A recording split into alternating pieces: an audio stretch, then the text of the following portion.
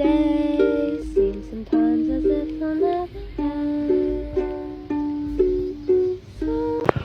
Assalamualaikum warahmatullahi wabarakatuh. Kali ini kita akan membahas tentang materi investasi yang sangat penting dalam meningkatkan kekayaan dan mencapai tujuan keuangan kita. Nah, investasi ini adalah suatu kegiatan yang memungkinkan kita untuk mengembangkan dana kita dan mencapai tujuan keuangan kita dalam jangka panjang. Dalam beberapa tahun terakhir, investasi telah menjadi salah satu cara yang populer untuk meningkatkan kekayaan dan mencapai tujuan keuangan. Namun, banyak orang masih belum memahami tentang investasi dan cara kerjanya. Oleh karena itu, pada kesempatan kali ini kita akan membahas tentang materi investasi di saham, obligasi, dan reksadana. Langsung ke materinya. Nah, langsung saja ke materinya, yaitu yang pertama ada saham. Nah, saham ini adalah surat berharga yang menunjukkan kepemilikan seseorang atau badan terhadap suatu perusahaan.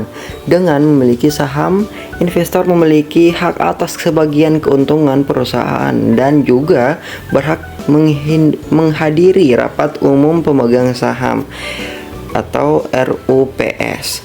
Nah, adapun keuntungan berinvestasi di saham ini, ya, yang pertama ada capital gain, yang kedua dividen, dan yang ketiga hak suara di perusahaan. Nah, yang pertama capital gain. Nah, yang capital gain ini adalah keuntungan yang diperoleh dari selisih harga beli dan harga jual saham. Misalnya, jika kamu membeli saham seharga Rp1.000 per lembar dan menjualnya saat harga naik menjadi Rp1.500, nah maka keuntunganmu adalah Rp500. Yang kedua dividen. Nah, pembagian keuntungan perusahaan kepada pemegang saham biasanya dibagikan setiap tahun. Ada dua jenis dividen. Nah, yang pertama dividen tunai, yang kedua dividen saham. Nah, yang pertama, dividen tunai ini dibayarkan dalam bentuk uang kepada pemegang saham. Dividen saham, pemegang saham mendapatkan tambahan lembar saham sesuai dengan kepemilikan mereka. Terus yang ketiga, hak suara di perusahaan. Pemegang saham memiliki hak untuk mengikuti RUPS dan memberikan suara dalam pengambilan keputusan penting perusahaan. Nah, terus ada resikonya. Nah, resiko berinvestasi di saham ini, yang pertama ada fluktuasi harga, yang kedua risiko bisnis, yang ketiga risiko likuiditas. Nah, fluktuasi harga ini, harga saham bisa naik atau turun secara cepat akibat faktor internal, kinerja perusahaan, dan eksternal, kondisi ekonomi, politik, dan kebijakan pemerintah. Nah, risiko bisnis, jika perusahaan mengalami kerugian atau bangkrut, pemegang saham bisa kehilangan sebagian atau seluruh investasinya. Sangat naas ya. Terus ada risiko likuiditas. Tidak semua saham mudah diperjualbelikan, terutama saham dari perusahaan kecil yang kurang likuid di pasar. Nah, terus ada obligasi. Nah, obligasi ini adalah surat utang yang diterbitkan oleh perusahaan atau pemerintah untuk mendapatkan dana dari investor. Nah, dengan membeli obligasi, investor pada dasarnya meminjamkan uang kepada penerbit obligasi dengan imbalan bunga atau kupon yang dibayarkan secara berkala. Nah, adapun keuntungan berinvestasi di obligasi. Yang pertama, pendapatan tetap atau kupon. Pemegang obligasi menerima pembayaran bunga secara rutin. Misalnya setiap 3 atau 6 bulan sesuai dengan kesepakatan. Contohnya, jika obligasi memiliki kupon 6% per tahun dan kamu berinvestasi 10 juta rupiah, maka kamu akan mendapatkan Rp600.000 per tahun. Nah, terus ada capital gain. Nah, jika obligasi dijual di pasar sekunder dengan harga lebih tinggi dari harga belinya, investor bisa mendapatkan keuntungan. Dan terus ketiga ada lebih stabil dari saham. Nah, obligasi ini cenderung lebih stabil dibandingkan saham karena memberikan pendapatan tetap dan memiliki risiko lebih rendah. Nah, terus ada juga risikonya, tidak cuma saham. Di sini juga ada risiko obligasi. Nah, yang pertama itu ada risiko gagal bayar, yang kedua risiko suku bunga, yang ketiga risiko inflasi. Nah, terus risiko gagal bayar ini jika penerbit obligasi mengalami kesulitan keuangan, mereka mungkin tidak dapat membayar bunga atau pokok utang. Nah, obligasi yang diterbitkan pemerintah cenderung lebih aman dibandingkan obligasi korporasi. Yang kedua, risiko suku bunga. Jika suku bunga naik, harga obligasi di pasar sekunder bisa turun karena investor lebih memilih obligasi dengan kupon lebih tinggi. Nah, risiko inflasi. Jika inflasi lebih tinggi dari kupon obligasi, daya beli pendapatan dari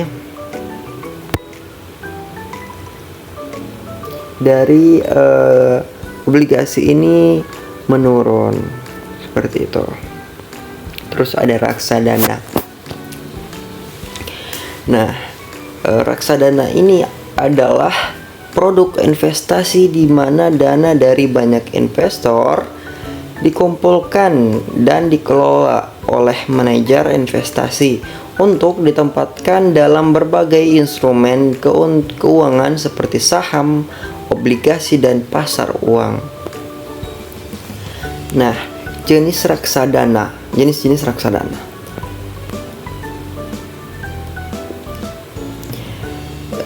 Jenis yang pertama itu ada reksadana pasar uang.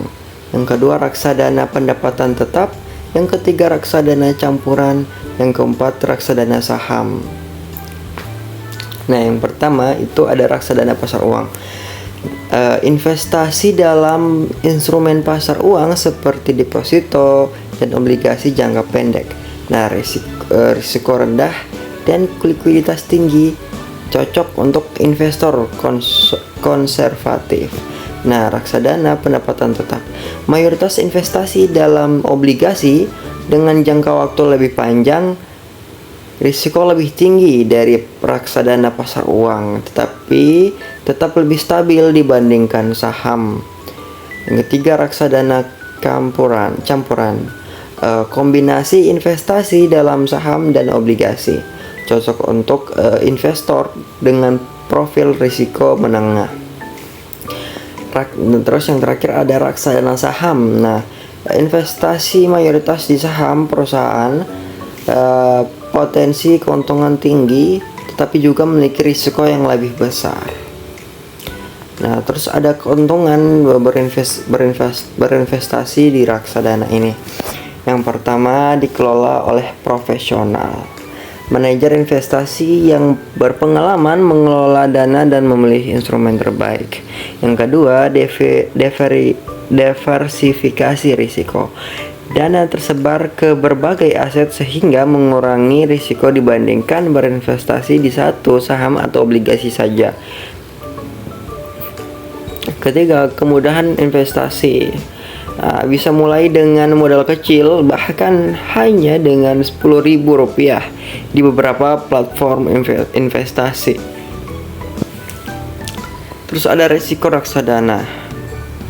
Yang pertama, risiko fluktuasi nilai aktiva bersih atau disebut dengan NAB.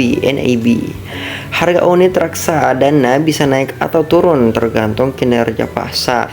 Yang kedua, risiko likuiditas. Jika banyak investor menarik dana sekaligus, manajer investasi mungkin kesulitan menjual aset untuk membayar pencairan.